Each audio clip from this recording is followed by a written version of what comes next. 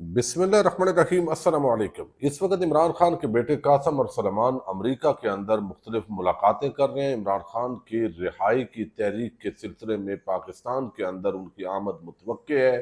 गिरफ्तारी के हवाले से भी मुख्तलिफ चेमगोइयाँ हो रही हैं। इस सारी सूरत हाल के अंदर जहाँ इतनी बड़ी डेवलपमेंट हुई है, दूसरी तरफ कल अलीमा खान का एक बड़ा बयान आया है और उसके बाद आज अदालत ने एक बड़ा हुक्म जारी किया और इमरान खान के पास पहुंचने का ये हुक्म है। इंतहाई बड़ी डेवलपमेंट है।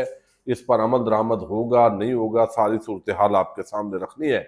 बहुत सारे तरीके इंसाफ के जो रहनुमा हैं उनको जब से 9 मई के वाकयात हुए हैं उसके बाद उनके लिए घर में रहना बड़ा मुश्किल हो गया और उसमें एक हमाद अदर भी हैं और बहुत सारे मुकदमात के अंदर वो इस वक्त नामजद है। तो बिल आखिर उन्होंने हाथ खड़े कर दिए और बड़ा एक आम ट्वीट किया है। ये बड़ा आम पैगाम है, इस पे भी बात करते हैं। चीनी आटा और फिर हमने देखा कि पेट्रोलियम प्राइसेस, बहुत बड़े बड़े स्कैंडल इस हुकूमत के दौरान आए हैं। लेकिन उस पर चूंकि मीडिया उस तरीके से बात नहीं करता तो अब एक और स्कैंडल ये ब्रेक हुआ है। ये बहुत ही अलार्मिंग सिचुएशन है।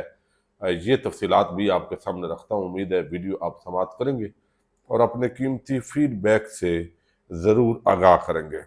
इस वक्त ऐसे लगता है कि हुकूमती जो पार्टीज हैं या अपोजिशन जमातों के अंदर भी जो बड़े बड़े टाइकून होते हैं, बिजनेस माफियाज, उनकी मुख्तलिफ शोबों के अंदर इन्वेस्टमेंट्स होती हैं और बहुत बड़े बड़े जो स्कैंडल हैं जिसके ज़रिए अवाम की जेबों से अरबों और खरबों रुपए निकाल लिए जाते हैं बड़े सुकून के साथ। उसका कोई एहतसाब नहीं होता, कोई पूछने वाला नहीं होता। एक दफ़ा किसी चीज़ की प्राइसेस आलमी मार्केट के अंदर कम हो जाए तो उसका फ़ायदा यहाँ पाकिस्तान के आम सार्फिन को पहुँचना चाहिए, लेकिन वो फ़ायदा नहीं दिया जाता।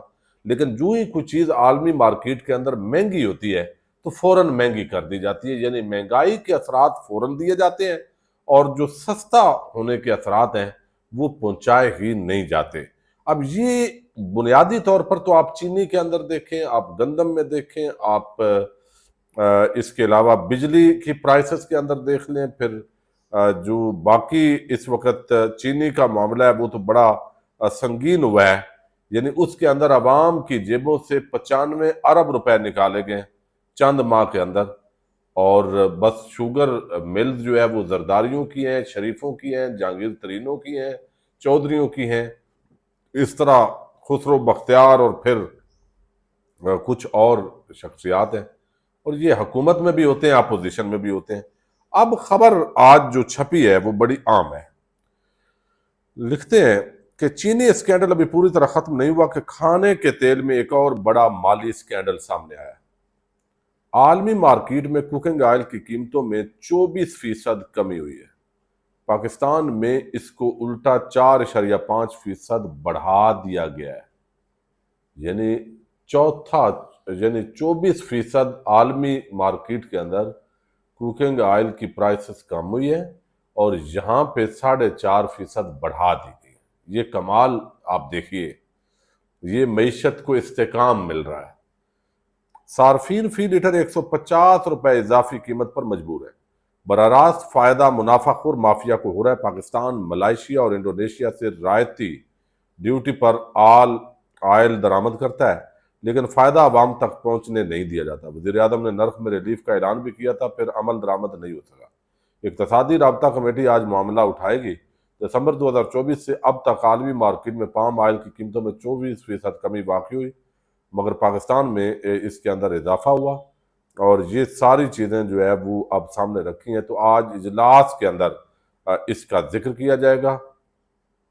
और अब इसी तरीके से आप देखिए, किसान एक गरीब मेहनत कश, उसको माफिया करार दे दिया गया और जो असल माफिया है, जो पहले एक्सपोर्ट करता है, फिर इंपोर्ट करता है तो माल बनाता है, एक्सपोर्ट करता है तो माल बनाता है, फिर अब महंगा करके मजीद अवाम की जेबों से निकाल के माल यानी वो निकाल रहे हैं। कोई पूछने वाला नहीं है, कोई आम आदमी का पुरसान हाल नहीं है। ये एक तो बड़ी अफसोसनाक सूरत हाल है। अच्छा, दूसरी तरफ जो हमाद अदर हैं, मैंने बताया कि उन पर बड़े संगीन किस्म के केसेस हैं اور وہ بھی دوڑ دوڑ کے اب تھک گئے، اور انہوں نے اس کا جو اظہار ہے اب وہ واضح انداز کے اندر کیا۔ آپ کو علم ہے میاں اظہر سارے نون لیگ کے بھی، پیپلز پارٹی کے بھی، اور مختلف جماعتوں کے پی ٹی آئی سمیت لوگ تعزیت کے لیے آئے ہیں۔ میاں اظہر لاہور کا ایک بڑا نام تھے، ایک زمانے میں وہ وزیر اعظم کی دوڑ میں شامل تھے، گورنر رہے پنجاب کے۔ اب حماد اظہر جو ہے وہاں فاتحہ کے لیے آئے، پھر ان کو بھاگنا پڑتا ہے، پھر کوئی آتا ہے تو اس کو ملتے ہیں۔ بالآخر انہوں نے اب جو ہے وہ ایک ٹویٹ کیا، انہوں نے کہا میرے ہاتھ کھڑے ہیں بھائی، یعنی گرفتار کرنا ہے گرفتار کریں، عدالت میں جاؤں گا، انصاف ملے گا ٹھیک ہے، نہیں تو پھر جو ہوا وہ میں صبر کروں گا۔ یہ ٹویٹ بنیادی طور پر بتاتا ہے کہ پاکستان کے اندر جو حالات ہیں وہ کس طریقے سے سنگین ہیں، اور یہ کہانی ایک حماد اظہر کی نہیں ہے، بلکہ تحریک انصاف میں اس وقت سینکڑوں حماد اظہر پھر رہے ہیں۔ اب وہ لکھتے ہیں کہ میں اپنے اور اپنے خاندان کی طرف سے ان ہزاروں ساتھیوں کا شکر گزار ہوں جنہوں نے میرے والد کے جنازے میں اور قرآن خوانی میں شرکت کی، اور ان لاکھوں افراد کا بھی جنہوں نے افسوس کے پیغامات بھجوائے اور ان کی مغفرت کے لیے دعا کی، تمام سیاسی جماعتوں کے قائدین جنہوں نے ان کی یاد میں بہترین الفاظ کہے اور میرے والد میاں اظہر مرحوم کے لیے دعا کی، ہم ان کے بھی مشکور ہیں۔ میرے والد کی میراث شرافت، ایمانداری اور وفاداری ہے، جو صرف میرے لیے نہیں بلکہ پورے پاکستان کے سیاسی کلچر کے لیے ایک اثاثہ اور شاندار روایت ہے۔ اپنے والدین کا اکلوتا بیٹا، 3 بہنوں کا بھائی اور 2 کم سن بچوں کا باپ ہوں۔ مجھ سے زیادہ تکلیف اور دکھ میرے گھر والوں نے 2 سال سے زائد عرصہ برداشت کیے۔ ظاہر ہے کہ میں اس دکھ کی گھڑی میں اپنے گھر والوں، خصوصی طور پر اپنی والدہ کے ساتھ اب موجود رہنے کی خواہش رکھتا ہوں۔ میں بے گناہ ہوں اور جعلی پرچوں کا نشانہ ہوں جن کا کوئی سر پیر نہیں ہے۔ اس سلسلے میں عدالت سے رجوع کروں گا اور انصاف طلب کروں گا، مل گیا تو اللہ کا شکر ادا کروں گا، نہ ملا تو استقامت اور صبر سے مزید جبر برداشت کروں گا، بے شک اللہ صابرین کا ساتھ دینے والا۔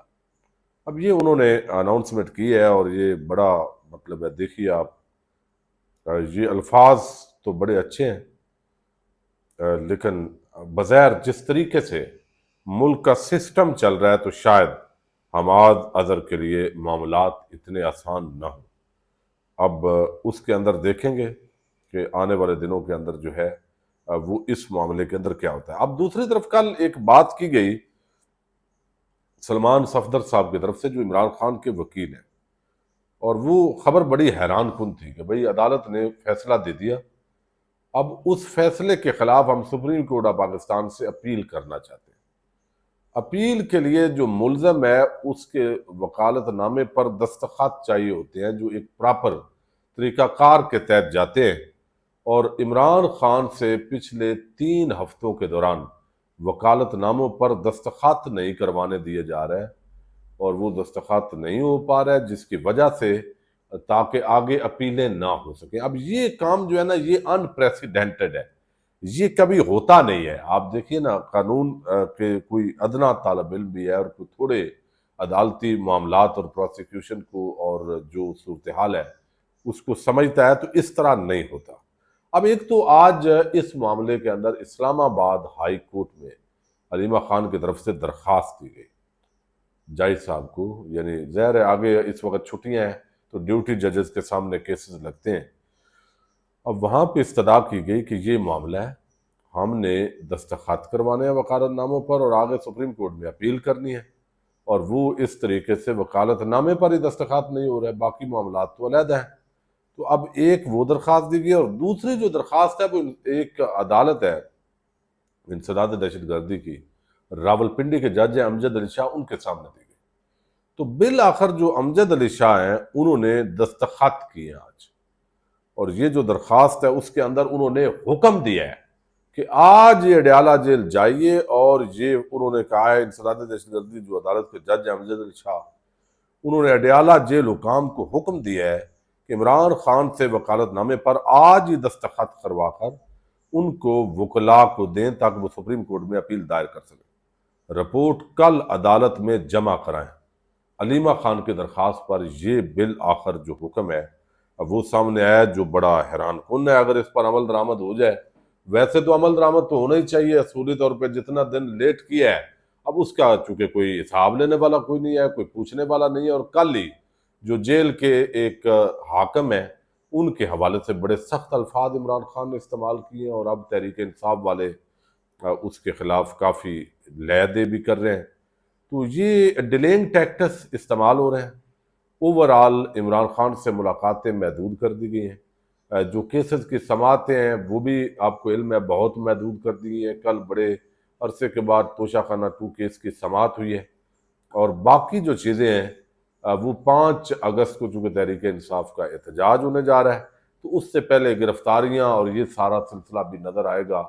جو ہی یہ 1 اگست سے ریلیونٹ دیکھیں گے کہ تیاریاں کہاں تک ہے۔ باقی جو عمران خان کی رہائی کی تحریک ہے وہ کوئی مؤثر انداز میں بظاہر ابھی چلتی ہوئی دکھائی نہیں دے رہی۔ ایسے لگ رہا ہے کہ کوئی 5 اگست کا ایک دن کے احتجاج کا ایونٹ ہے، اور میرا خیال ہے اس سے کوئی حکومت کو بھی زیادہ تکلیف نہیں ہوگی۔ اب مومنٹم بن پاتا ہے یا نہیں، یہ اب آنے والے جو دن گزریں گے تو یہ اہمیت اختیار کر دے گی۔ ساری صورتحال آپ کے سامنے رکھتے رہیں گے۔ پاکستان زندہ باد۔